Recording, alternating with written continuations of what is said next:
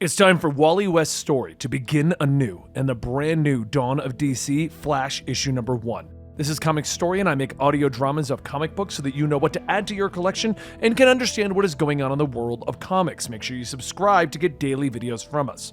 Now let's kick off Flash number 1. Max, Mercury, and Impulse prepare themselves. They're going to push through the barrier of the Speed Force. Push past time and space and see what is on the other side. And as the pair begin to pick up speed, lightning is cracking around them. As they reach the barrier, Max sees something. A buffalo with glowing red eyes turns and looks at him. The two of them strike something and they're flung back. Max struggles to his feet, helping up the young Impulse, asking the kid hero if he saw anything as they tried to pass through the barrier. Besides my own butt? No, Impulse says as he rubs at his head. Max looks off into the distance, trying to explain what he saw. He didn't hear it say anything, but the red eyes conveyed a message. Help me. It hurts, Max whispers. Meanwhile, over in the city, the Flash, Wally West, is moving. Lightning crackles around him as he speeds through the scene, fighting against the gorillas, while also saving police from their attacks. But something is wrong, and Wally can feel it. Everything he does hurts. It feels like the Speed Force is pushing back against him, and no matter how hard he tries, he can't break through it. Normally, he glides through the Speed Force as if they're one, but today, something is wrong. Finally, the gorillas gather together and their leader shouts out orders. Askira! Discharge your gauntlets! Deploy null spheres! The gorilla shouts, and the police are suddenly enveloped by strange spheres, and they float up into the sky. Wally's mind begins to race as he tries to think of a way to help the police, but suddenly there's a bluish blur amongst the apes, knocking them all down. It's the Indigo Streak! Our third sighting! One of the gorillas shouts to their leader. Record it! Menwai demanded data. The leader shouts, but the strange blur suddenly seems to be bouncing off everything, causing as much harm as much good as it is causing. A woman suddenly falls out of a balcony, but Wally is there catching her. But then his powers suddenly go on the fritz and she phases through his arms, hitting the ground. Crap! Sorry, are you okay? Wally asks her, but the Flash hears a new voice. He turns as Gorilla Grodd stomps forward. My condolences, Flash. I heard the news. Breaking up is the purest of pain. Grodd growls, and Wally has no idea what Grodd is talking about. But the gorillas suddenly teleport away, leaving him confused. The Flash is all alone, left in the destruction when the news teams arrive. They immediately surround him, asking him questions about the attack, the blur, and the police disappearing. And luckily, the Flash is able to speed away and return home. But what he finds is his house is in turmoil. Jai and Ira are racing around the house while Linda consoles the baby. But Wally is there, trying his best to help, while his mind is still racing from his current problems as the Flash.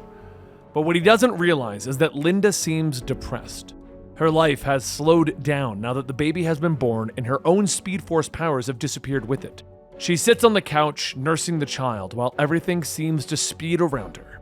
But Wally doesn't seem to realize any of this. He helps as best as he can, taking care of the kids, allowing her to relax, but it's not what Linda wants. She feels as if everything is happening around her while she stands still. They argue about it for a few moments, but eventually, Wally has to go to work at Terrific Tech. Mr. Terrific is in one of the lower labs, and he stands with the inspector, who informs him that reality is about to implode in a screaming atemporal atrocity. We probably need to kill every speedster on the planet to have any hope of survival, the inspector informs Holt as he sips his coffee. Their conversation is interrupted as Wally West enters the building. Crap, he's here. I have leads to chase. Remember the rules. Don't mention me. Just do what you can to help him, the inspector says before disappearing. Wally comes down to the lab, enjoying himself a morning donut when Holt turns as he enters and points at the screen showing all of the police floating in the sky. Oh, yeah, that. I'm working on that. I'll figure it out, Wally says as he takes another bite of the donut. And he quickly explains to Holt that they seem to be stuck in some form of stasis. Their atoms just stopped vibrating, as if time turned solid. Wherever they've gone, I don't think they can be hurt, Wally tells him, but Mr. Terrific points out that they've been flying off into space at 70,000 miles per hour. And Wally nods. Okay, that part isn't exactly stasis-y behavior, I'll admit that. Wally tells him, so Holt flips on the screens, bringing up images of various gorilla attacks, which are being stopped by Jay Garrick and Jesse Quick. Yeah, I should have been there, Wally admits, pointing out that he's been occupied with his family life recently. And Holt nods. Have you noticed any changes, Wally? In the Speed Force? Any fluctuations? Holt asks, and Wally looks down at his hands beginning to glow. Though Holt doesn't seem to notice. When Wally looks up, he finds himself in a strange world surrounded by pale spiders, and someone is moving rapidly through the Speed Force. Something is chanting, "The uncoiled are coming, the uncoiled are coming." In an instant, it is gone, and Wally stands in the lab once more. No fluctuations. He tells Mr. Terrific, trying to hide what he just saw. Holt nods as he sits down and looks at his readings, admitting to Wally that even his technology can't seem to properly monitor the Speed Force, as if it's acting contrary on purpose. Any responsible scientist would tell you that it's insane to rely on something so inscrutable, Holt says as he looks back at Wally, but Wally shakes his head. Whatever it is, the Speed Force chose me. It's a force for good. We have to keep faith in it. Meanwhile, at Jay and Ira's school, Maxine leans over to Ira, pointing out that Jay was sent to the principal and hasn't returned yet. Even though Ira thinks Jay got himself into trouble and should handle it. She knows that if he got kidnapped by a supervillain and she didn't do anything, their parents would be really upset with her. So Maxine uses her powers to distract the class by making the class gerbils stand up and dance. Ira uses her super speed to race through the school. Luckily, she managed to find Jai in the boiler room where he seems to be crying and arguing with someone. I hate you, she hears him crying through the door. She knocks and he quickly answers it. Jai, you total weirdo, what are you doing? She asks, but quickly drops it as she tries to get him to stop crying. The pair then head back upstairs where Ira is unaware of a small creature that apparently Jai was talking to. Back in the city, the gorillas are attacking once again, and once again are led by Gorilla Grodd. The Flash arrives in a blur of lightning, but the Speed Force is still pushing back against him. He punches his way through the gorillas, feeling every blow when normally it doesn't affect him. But when he comes to Grodd, the big ape is suddenly too fast for him, dodging Wally's blows easily, and Grodd suddenly swings his massive fist, knocking Wally backwards. He stalks forward, ready to press his attack on the speedster, but one of the gorillas runs up. My Wenyi, the Indigo, it returns!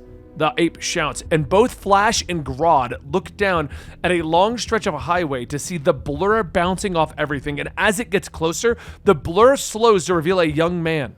Incoming! The man shouts as he takes a swing at Grodd, but the blow does literally nothing.